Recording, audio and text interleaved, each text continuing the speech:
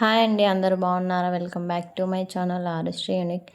ఈరోజు మనం Emmy and tasty వంకాయ పెరుగు కర్రీ ఎలా చేయాలో చూసిద్దాం ఫ్రెండ్స్. ఇలా చేసి చూడండి, చాలా అంటే చాలా టేస్టీగా ఉంటుంది. మళ్ళీ మళ్ళీ చేసుకొని తింటారు, మీరుకి కూడా చాలా నచ్చుతుంది. ప్రాసెస్లోకి వెళ్ళిపోదాం ఫ్రెండ్స్. ముందు ఇక్కడ నేనైతే 5 వంకాయలు తీసుకున్నాను. ఇలా సన్నగా రౌండ్గా కట్ చేసుకోవాలి. మరీ లావుగా కాకుండా మరీ సన్నగా కాకుండా ఇలా మీడియంగా కట్ చేసుకొని ఉప్పు నీటిలో వేసుకోవాలి. అప్పుడే వంకాయ చేదు రాకుండా ఉంటుంది.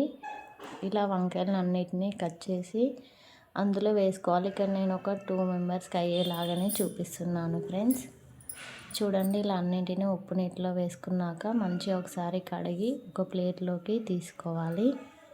ఇలా అన్నింటినీ ఒకదాని తర్వాత ఒకటి ప్లేట్లో ఇలా పెట్టుకోవాలి. ముక్కలన్నింటినీ మంచిగా కడిగి పెట్టుకోవాలి. ఇలా కొంచెం కొంచెం గ్యాప్తో వంకాయ మనం కట్ చేసుకున్న వంకాయ ముక్కలన్నింటినీ ఇలా ప్లేట్లో పెట్టుకున్నాక నెక్స్ట్ మనకి ఇందులోకి సరిపడా మసాలా వేసుకోవాలి.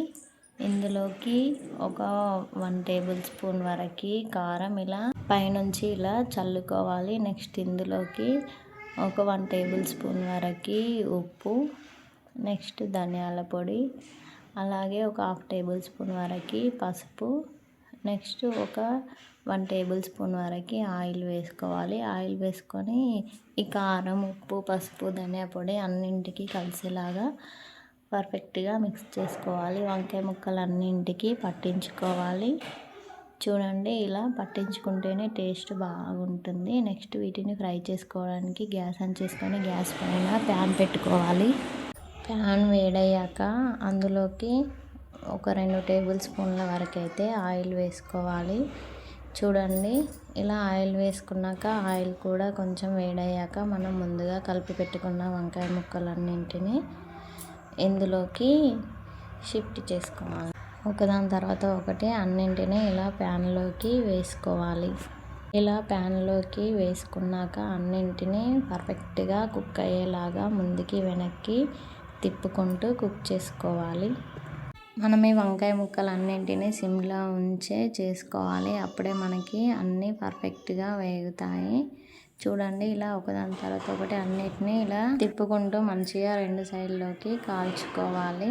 ఇలా ఒకసారి మీరు ట్రై చేసి చూడండి. పెరుగులో కాకుండా ఇలా వట్టిగా ఫ్రై చేసిన ముక్కల్నే తింటారు. చాలా అంటే చాలా టేస్టీగా ఉంటుంది.